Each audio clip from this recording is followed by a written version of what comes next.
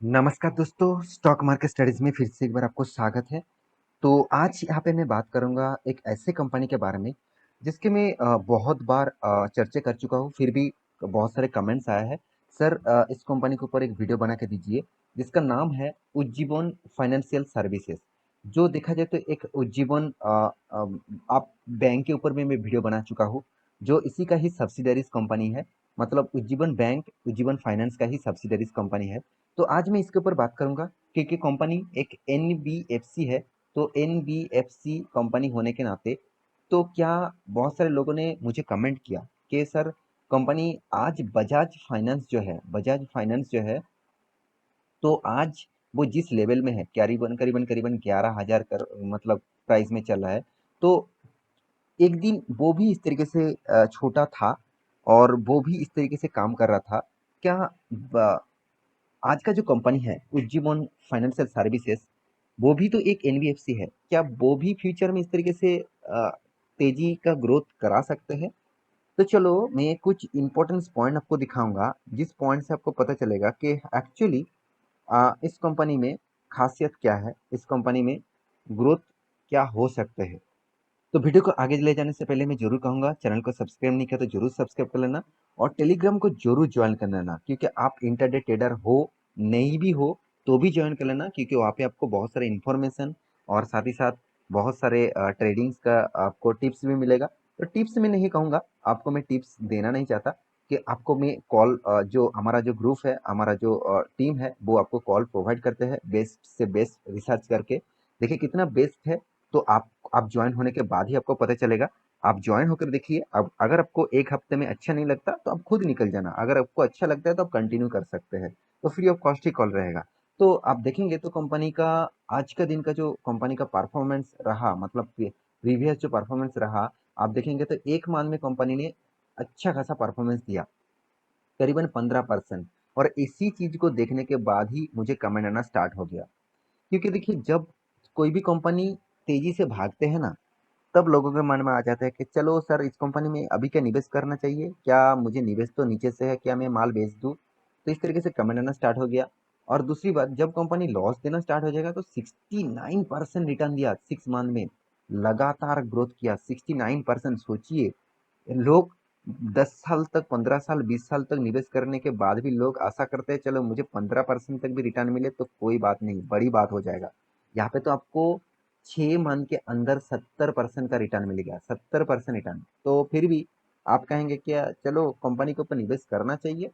तो चलो उसके बाद ही तो कंपनी का हालत देखने को मिलेगा। एक साल में कुछ भी नहीं, चलो रिटर्न नहीं कुछ मिला, 5 साल में ही टोटली हालत बर्बाद हो जाएगा। 50% तक लॉसेस दिया, 50% तक लॉसेस दिया 5 सालों में। और मैक्सिमम चार्ट में ओपन कर दूं तो 27% का लॉसेस कंपनी आपको दिया। तो इस तरीके से हालत क्यों बना? तो उसके लिए कंपनी के डिटेल्स आपको देखना चाहिए, कंपनी के इन्फॉर्मेशन आपको देखना चाहिए। जैसे कंपनी कुछ रेशियोज आपको दिखा दूं तो कंपनी का इनकम ग्रोथ सबसे बड़ी बात है। देखिए आपके हाथ में इनकम नहीं आ रहा है तो बिजनेस कैसे चलेंगे? आपका एक दुकान है, आपका एक बिजनेस है, उस बिजनेस का आपका मोटिव क्या रहेगा? हमेशा जितने से ज़्यादा जितना माल बेचा जाए, तो ये सबसे पहले आपका मोटिव है। दूसरा पॉइंट क्या है? दूसरा पॉइंट है आप कितने माल बेचे, कितने प्राइस में बेचे, उसमें से आपको इनकम होगा। अगर 100 के माल अगर आपने 110 में नहीं बेचा तो आपको इनकम कहाँ से होगा? 10 रुपये का जो आपको इनकम हुआ, वही 10 रुपया करके ही तो आपको प्रॉफिट जनरेट करेगा। तो 10 रुपये का इनकम हुआ, चलो अच्छी बात है। आपने कितने माल बेचा वो भी आपको देखना चाहिए, मतलब मल्टीप्लाई करके देखना होगा कितने माल बेचा। तो यही कंपनी का सोर्स ऑफ इनकम है। तो सेम टू सेम कंपनी ने कितना सर्विसेज दिया, कंपनी ने कितना एक एनबीएफसी होने के नाते कंपनी लोन बांटते हैं, तो लोन कितना बांटे उसके हिसाब से कंपनी का इनकम कितना आया, वो सबसे बड़ी बात है। तो इनकम का जो ग्रोथ है वो टोटली डाउन हो चुके हैं, टोटली डाउन हो चुके हैं। तो ये एक बहुत बड़ा नेगेटिव पॉइंट है यहाँ पे। दूसरी बात, कंपनी का प्रॉफिट ग्रोथ। तो प्रॉफिट ग्रोथ क्या हुआ? टोटली नेगेटिव में है। मुझे नेगेटिव देने का जरूरत नहीं पड़ा, पहले ही नेगेटिव दिखा रहा है। तो एक साल में 26% का नेगेटिव, 3 साल में 53% का नेगेटिव, 5 साल में 60% का नेगेटिव। तो जो लोग मुझे कमेंट कर रहे थे सर किस कंपनी, क्या बजाज फाइनेंस बनेगा, तो बजाज फाइनेंस का प्रीवियस का रिपोर्ट देखना, आज का नहीं।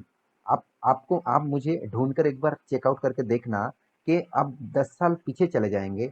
तो उसका परफॉर्मेंस किस तरीके से था, 20 साल पीछे चले जाएंगे तो उसका परफॉर्मेंस किस तरीके से था, उसका भी रिपोर्ट देखना, मतलब देखना चाहिए आपको, किस तरीके से दिखा जाता है, तो आपको जानना चाहिए। तो मुझे कमेंट जरूर करना, मैं आपको जरूर दिखा दूंगा। उसके बाद बारी आती है कंपनी का रिटर्न ऑफ इक्विटी, मतलब रिटर्न मिल रहा है कितना पर इक्विटी में, और वो भी देखिए कितना वीक, इतना कम रिटर्न मिलने से क्या होगा पर इक्विटी में, मतलब पर इक्विटी शेयर में उसको रिटर्न इतना कम मिल रहा है। तो एक इक्विटी शेयर में अगर रिटर्न ही नहीं मिल रहा है, साथ ही साथ रिटर्न ऑफ कैपिटल एम्प्लॉयड भी आपको नेगेटिव नेगेटिव नहीं कहूंगा, एकदम ना के बराबर परसेंटेज है, तो इसके हिसाब से कंपनी में तो वीकनेस होगा ही। अर्निंग पर शेयर का ग्रोथ ना है, मतलब यहाँ पे ग्रोथ नहीं है। पेट मार्जिन जो है वो जीरो है। पेग जो रेशियोज है वो भी ना के बराबर है। तो रिटर्न ऑफ कैपिटल मतलब रिटर्न ऑफ एसेट का जो परसेंटेज है वो 0.12% है। मतलब सारे चीज यहाँ पे आपको वीकनेस और नेगेटिव ही देखने को मिला। और भी कुछ चीज आपको दिखा दूं तो कंपनी कितना हाई रिस्क की कंपनी है, 2200 करोड़ का।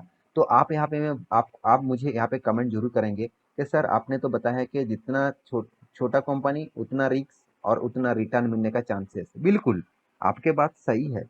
रिटर्न जितना जितना रिस्क की कंपनी है उतना रिटर्न मिलने का चांसेस, मगर एक बात भी ये भी सोचना चाहिए, जो कंपनी लॉसेस कर रहा है वो कहाँ से आपको रिटर्न देगा, कहाँ से आपको रिटर्न जनरेट करके देगा। तो जो कंपनी एक साल में, सॉरी, लास्ट सालों में कंपनी 190 करोड़ का लॉस किया, और जो कंपनी करीबन करीबन 21,000 करोड़ का कर्जा लेके रखा, अराउंड अराउंड 9% का कर्जा है, वो कर्जे में ही डूबा रहा है कंपनी, तो उस कंपनी का खासियत क्या रहेगा। तो कंपनी और कुछ चीज देखेंगे तो हाथ में कैश, चलो कैश अच्छी बात है, जितना कंपनी का मार्केट कैप है उतना ही हाथ में कैश है। तो कंपनी का एंटरप्राइजेस वैल्यूज भी सेम टू सेम है, चलो कोई बात नहीं। कंपनी का देखिए सेल्स ग्रोथ 10% है, कंपनी का प्रॉफिट ग्रोथ कितना 140% है। आप इसको देख के मतलब उछाल मत जाना, क्योंकि बाकी डिटेल्स भी आपको देखना है।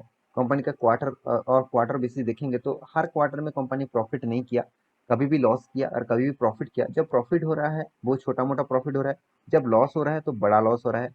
400 करोड़ का लॉस, और पहले देखिए 4 क्वार्टर में 400 करोड़ तक भी नहीं पहुंच पाए। तो ये चीज भी आपको देखना चाहिए। तो कंपनी के साल भर की बात करूँ तो साल भर में कंपनी ने देखिए सिर्फ लॉकडाउन के सिचुएशन में लॉस किया था, और कंपनी दोनों लॉकडाउन में लॉस किया था, तो इस बार भी कंपनी ने लॉस किया। कंपनी रिटर्न के हिसाब से तो आपको प्रॉफिट नहीं, उल्टा आपको लॉस दिया। और कंपनी का सेल्स ग्रोथ अच्छा होने के नाते भी कंपनी का प्रॉफिट ग्रोथ उतना खास नहीं है। और कंपनी का देखिए आप देखेंगे तो रेवेन्यूज जो है, सॉरी रिजर्व जो है, वो लगातार बढ़ते जा रहा है। ये एक पॉइंट प्लस पॉइंट है कोई भी कंपनी के लिए, मगर उसके साथ साथ कंपनी का कर्जा भी बढ़ते जा रहा है। एक टाइम 2017 में कंपनी का जो रिजर्व था 1600 करोड़ का, और कंपनी का कर्जा था कितना 6300 करोड़ का। आज वो कितना बन चुके हैं, 2000 का रिजर्व और 21,000 का कर्जा। तो कंपनी का रिजर्व डबल से भी ज्यादा मतलब हुआ है, और कंपनी का कर्जा भी डबल से डबल नहीं, 4 गुना बढ़ चुके हैं। 4 गुना यहाँ पे कंपनी बढ़ चुके हैं खुद का रिजर्व, और सॉरी खुद का कर्जा। और कंपनी के इन्वेस्टर के बारे में बात करो, देखिए इन्वेस्टर इसमें उतना एग्रेसिवली इन्वेस्ट तो किया है, मतलब उतना एग्रेसिवली पब्लिक की हिसाब से निवेश नहीं किया, क्योंकि पब्लिक के पास 58% है, एफएस के पास 10%, सॉरी एफएस के पास 30%, डीएस के पास 10%। तो मैं लास्ट में एक चीज कहूंगा, कंपनी रिक्सी कंपनी है। सॉरी यहाँ पे बजाज फाइनेंस का चार्ट पैटर्न है, आप देखेंगे बजाज फाइनेंस क्यों आपको दिखा रहा हूँ। जब इसका प्राइस रेंज 2009-10 में 700 पे था, उसके बाद देखिए कंपनी 12,000 तक गया था। उसके बाद इस तरीके से फिर से देखिए किस तरीके से रिकवरी किया, मतलब रिकवरी का दम रखते हैं। अगर इसका सेम टू सेम यहाँ पे उज्जीवन फाइनेंशियल सर्विसेज को मैं दिखा दूं, देखिए लगातार कंपनी का जो फॉल है वो डाउन टेन में है। आप देखेंगे क्या है यहाँ पे, down ten down ten down ten, मतलब कंपनी जब से स्टार्ट हुआ तब से कंपनी ने तो तेजी दिखाया था, उसके बाद लगातार गिरते गए लगातार गिरते गए। ऐसे नहीं कि कंपनी ने लॉकडाउन सिचुएशन में गिरा है, ऐसे बिल्कुल भी नहीं। लॉकडाउन में तो यहाँ पे गिरावट हुआ था, उसको रीटेस्ट करने के बाद कंपनी रिकवरी करने का कोशिश किया, मगर यहाँ पे देख सकते हैं 200 डेज जो ईएमए है उसको तोड़ नहीं पाया। तो कंपनी 200 डेज ईएमए को तोड़ नहीं पाया, और उसके बाद फिर से कंपनी गिरावट चालू हुआ। हाँ, इस कुछ टाइम में कंपनी ने 6 मंथ में तेजी दिखाया, मैं पहले आपको दिखा चुका हूँ। कंपनी 6 मंथ में करीबन करीबन 50-70% के आसपास रिटर्न दे चुके हैं। यही चीज देख के लोगों के मन में फिर से जाग गया है कि कंपनी के ऊपर निवेश करना चाहिए। देखिए रिक्सी कंपनी है, डिसीजन आपको लेना है।